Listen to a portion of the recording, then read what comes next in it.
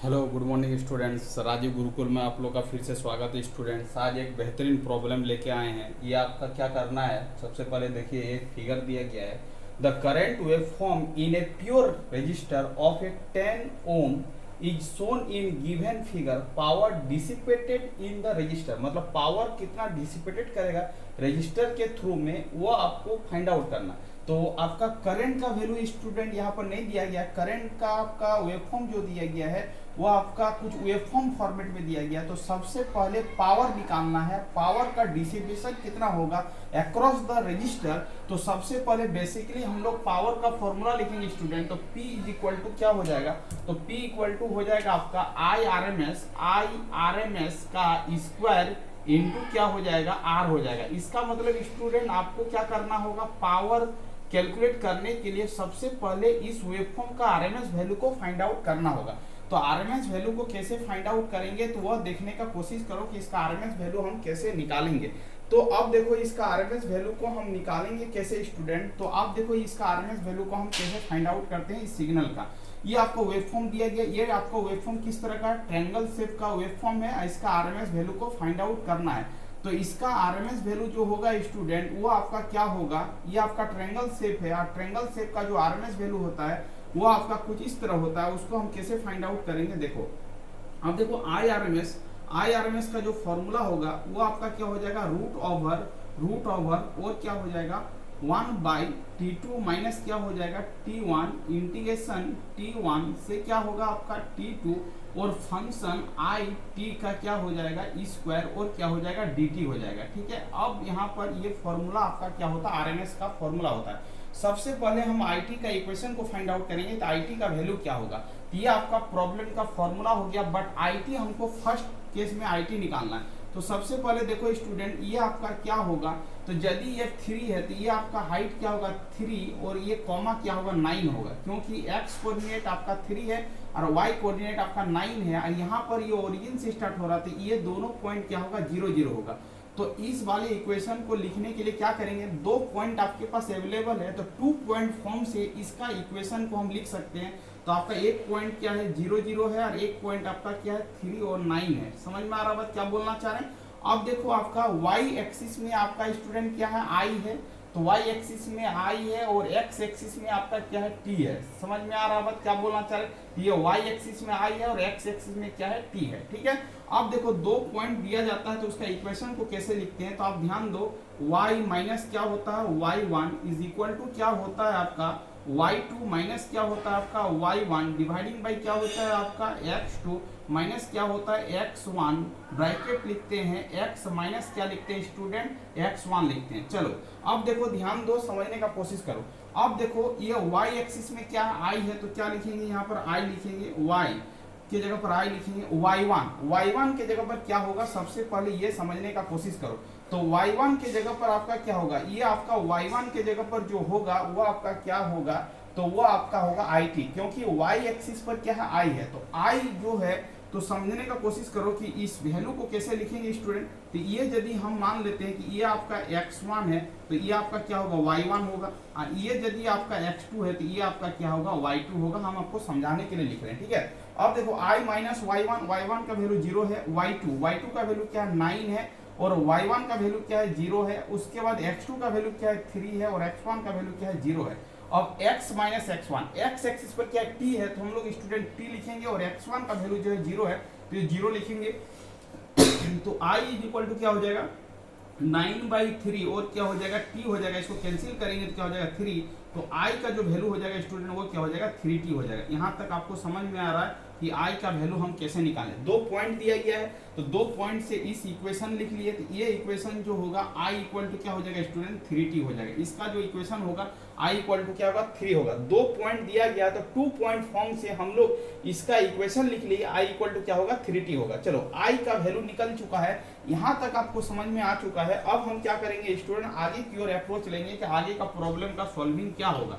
अब देखो यहाँ पर क्या I R M S is equal to क्या हो जाएगा, रूट ओवर हो जाएगा और रूट ओवर 1/T2। एक साइकिल लेंगे तो एक साइकिल ये वाला एक साइकिल होगा, क्योंकि यहाँ के बाद ग्राफ का क्या हो रहा है, रिपीटेशन हो रहा है। तो T2 क्या हो जाएगा, 3 हो जाएगा और T1 क्या हो जाएगा, 0 हो जाएगा। तो 0 लिखेंगे और इनिशियल इंटीग्रेशन 0 से लेके कहाँ तक जाएगा, 3 तक जाएगा। और IT का जो वैल्यू है वो क्या है, 3T है। तो IT के जगह पर क्या करेंगे, 3T पुट अप करेंगे, बट 3IT का स्क्वायर है तो 3T का क्या होगा, स्क्वायर और क्या हो जाएगा, DT हो जाएगा। ठीक है स्टूडेंट, अब देखो समझने का कोशिश करो, ये आपका रूट है तो 1 क्या हो जाएगा, 3 हो जाएगा गुना।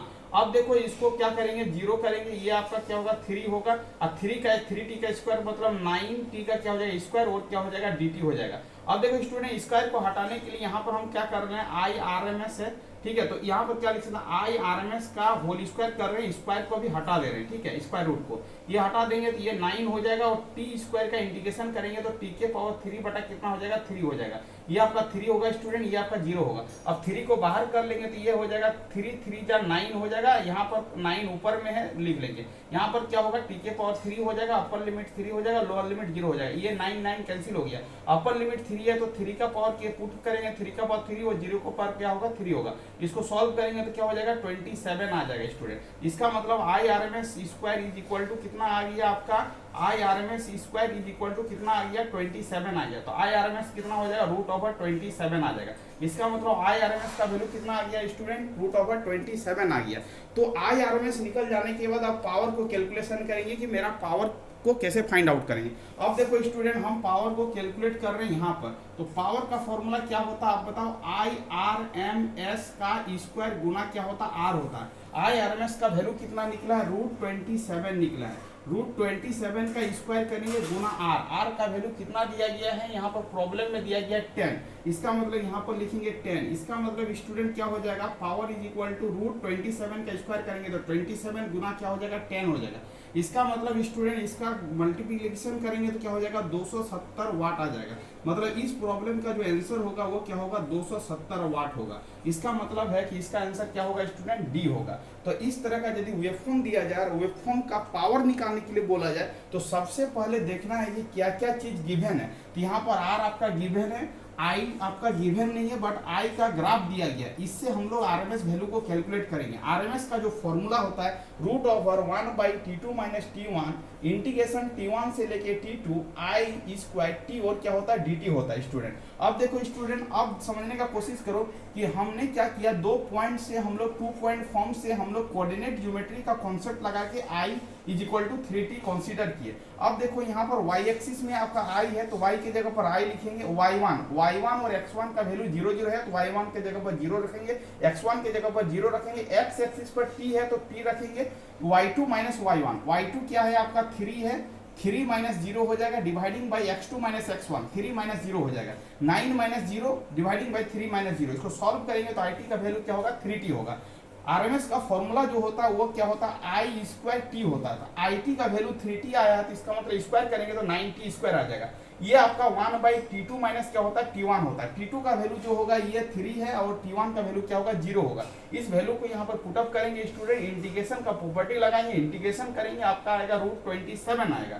अब देखो पावर का फॉर्मूला जो होता है P इक्वल टू IRMS का स्क्वायर गुना क्या होता है, R होता है। RMS वैल्यू जो निकला है रूट 27 निकला है, इसका स्क्वायर करेंगे तो रूट हट जाएगा, 10 से गुना करेंगे तो पावर कितना होगा, 270 होगा। मतलब ये SSC JEE 2017 में प्रॉब्लम पूछा गया है। इस प्रॉब्लम को सॉल्व करना है तो आपका आंसर जो होगा वो क्या होगा, 270 वाट होगा। तो इस तरह का प्रॉब्लम यदि आपका एग्जाम में पूछा जाए स्टूडेंट तो आपको क्या करना है, इसी तरह करके क्या करना है, सॉल्विंग करना है। ये आपका बहुत अच्छा प्रॉब्लम है, ये एग्जाम पॉइंट ऑफ व्यू से क्या है, बहुत ही इंपॉर्टेंट है। तो आप इस तरह का प्रॉब्लम को स्टूडेंट क्या करोगे, इसी तरह सॉल्विंग करोगे तो आपको क्या हो जाएगा, मतलब इजी वे में सॉल्व हो जाएगा। अब एक मेथड है जो इसको हम लोग शॉर्ट मेथड से बना सकते हैं स्टूडेंट। वो आपका शॉर्ट मेथड क्या है उसको हम लोग देखते हैं कि इस प्रॉब्लम को हम लोग शॉर्ट मेथड से क्या कैसे सॉल्व करें।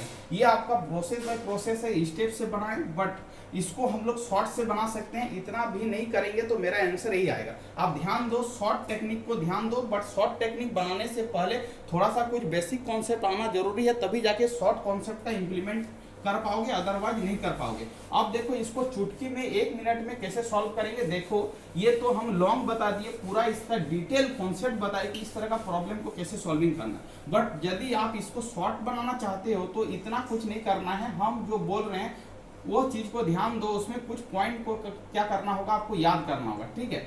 अब देखो ये ट्रायंगुलर वेवफॉर्म है, तो ट्रायंगुलर वेवफॉर्म है तो ट्रायंगुलर वेवफॉर्म का जो फॉर्मूला होता है उसका आरएमएस डायरेक्ट निकलता है, आई आर एम एस याद कर लेना है। I R M S is equal to क्या होगा, आई एम बाई क्या होगा, √3 होगा। ये आपको याद रखना, आई एम बाई क्या होगा student, I R M S is equal to क्या होगा, आई एम बाई √3 होगा, ठीक है। आई एम का जो वैल्यू है वो मैक्सिमम वैल्यू होता है, तो मैक्सिमम वैल्यू आई का जो दिया गया यहाँ पर क्या दिया गया, 9 दिया गया। इसका मतलब हो गया आई एम का वैल्यू 9 हो गया।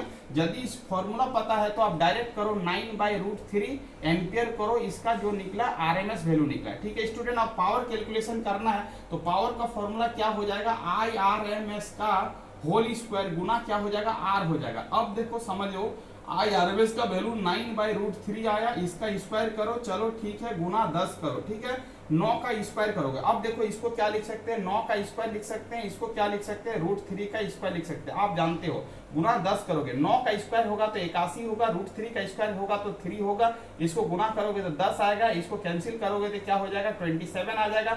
देखो 270 आया कि नहीं आया, आप मेरे को बताओ। इसका मतलब वहां से हम लोग क्या किए, कॉन्सेप्ट को बिल्डअप किए। यदि हमको फॉर्मूला पता नहीं रहेगा तो हम इस तरह बना लेंगे, और यदि हमको फॉर्मूला पता रहेगा तो हम विदिन द 1 सेकंड में प्रॉब्लम को सॉल्व कर सकते हैं, क्योंकि मेरे को फॉर्मूला पता है। क्योंकि ट्रायंगुलर वेवफॉर्म का जो आरएमएस वैल्यू का फॉर्मूला होता है वो IM/√3 होता है। IM का वैल्यू जो दिया गया 9 दिया गया, 9/√3 हो जाएगा। इसको फॉर्मूला में सॉल्व करेंगे, P = IRMS का स्क्वायर इंटू R होगा। IRMS का वैल्यू 9/√3 है, इसको पुट अप करेंगे, स्क्वायर करेंगे, मल्टीप्लाई करेंगे 10 से, इसको सॉल्व करेंगे तो 270 आएगा। इसका मतलब है यदि आपको कैलकुलेशन से बचना है तो इस फॉर्मूला को क्या करना होगा, याद रखना होगा, तब जाके आप इस तरह का प्रॉब्लम को क्या कर सकते हैं स्टूडेंट, सॉल्विंग कर सकते हैं। थैंक यू स्टूडेंट, वीडियो के यहाँ पर एंड करते हैं। तो ये बेहतरीन प्रॉब्लम था, 2017 में पूछा गया SSC JEE के थ्रू, तो ये प्रॉब्लम बहुत ही मतलब अच्छा था। इस तरह का प्रॉब्लम को हम इसी तरह सॉल्विंग करेंगे। यदि आपको मतलब शॉर्ट में सॉल्व करना है तो फॉर्मूला को याद रखना होगा। थैंक यू स्टूडेंट, वीडियो के यहाँ पर एंड करते हैं। यदि कोई चैनल में नया है तो चैनल को क्या करना है, सब्सक्राइब करना है। यहाँ पर एंड करते हैं। Thank you students.